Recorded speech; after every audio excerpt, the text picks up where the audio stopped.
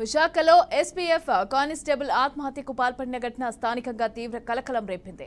SPF constable Shankarrao గన్తో కాల్చుకొని బలవన్మరణానికి పాల్పడ్డారు. ఇక ఉదయం 5 గంటలకు శంకర్రావు డ్యూటీకి యథావిధిగానే హాజరయ్యారు.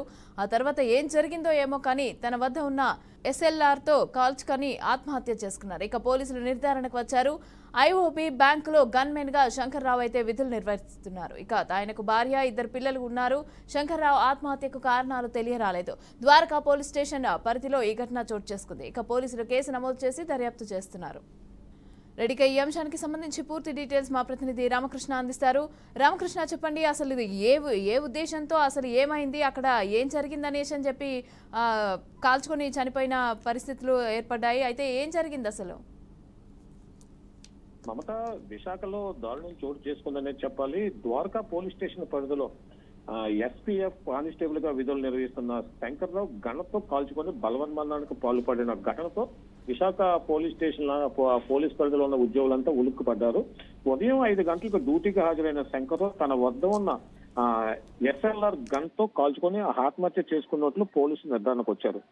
ఐఓబీ బ్యాంకులో గన్మెన్ గా విధులు నిర్వహిస్తున్న శంకర్రావుకి భార్య, 2 పిల్లలు ఉన్నట్టుగా తెలుస్తుంది. ఘటనా స్థలానికి చేరుకున్న ద్వారకా నగర్ పోలీసులు కేసు నమోదు చేసుకుని దర్యాప్తు చేస్తున్నారు. మాట అంటే ఆత్మహత్య ఎందుకు చేసుకున్నాడు అనేసి అని చెప్పి కుటుంబ సభ్యులు కానీ, అక్కడ ఉన్నవారు కానీ ఎవరైనా ఏదైనా చెప్తున్న పరిస్థితులు ఉన్నాయా అక్కడ? దీనిపై పోలీసులు అయితే ఎటువంటి ఆధారాలు సేకరించే పనిలో ఉన్నారు.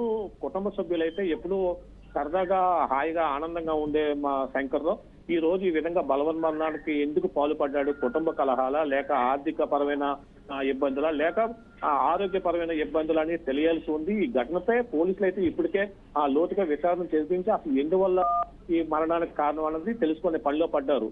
మమత, ఏమైనా ఫినాన్షియల్ ప్రాబ్లమ్స్ కానీ, ఇంట్లో గొడవలు కానీ ఏవైనా జరిగి ఈ విధంగా చేసుకున్నారనే అనుమానాలు కానీ ఏమైనా అక్కడ కనిపిస్తున్నాయా? దీనిపై కుటుంబ సభ్యులు కానీ, పోలీస్ సిబ్బంది కానీ ఈ యొక్క మరణానికి గల కారణాల గురించి అయితే ఎవరు కూడా ఏం చెప్పలేని పరిస్థితి. మరి కొద్దిసేపట్లో ఇక్కడికి ఉన్నతాధికారులు చేరుకొని దీనిపై వివరణ ఇచ్చే అవకాశం ఉంది. మమత, రైట్, థ్యాంక్ యూ రామకృష్ణ. విశాఖలో ఎస్పీఎఫ్ కానిస్టేబుల్ ఆత్మహత్యకు పాల్పడిన ఘటన స్థానికంగా తీవ్ర కలకలం రేపింది. ఎస్పీఎఫ్ కానిస్టేబుల్ శంకర్రావు గన్తో కాల్చుకొని బలవన్మరణానికి పాల్పడ్డారు. ఉదయం 5 గంటలకు శంకర్రావు డ్యూటీకి యథావిధిగానే హాజరయ్యారు. ఆ తర్వాత ఏం జరిగిందో ఏమో కానీ తన వద్ద ఉన్న ఎస్ఎల్ఆర్తో కాల్చుకొని ఆత్మహత్య చేసుకున్నట్లు పోలీసులు నిర్ధారణకు వచ్చారు. ఐఓబీ బ్యాంకులో గన్మెన్ గా శంకర్రావు అయితే విధులు నిర్వర్తిస్తున్నారు. ఆయనకు భార్య, 2 పిల్లలు ఉన్నారు.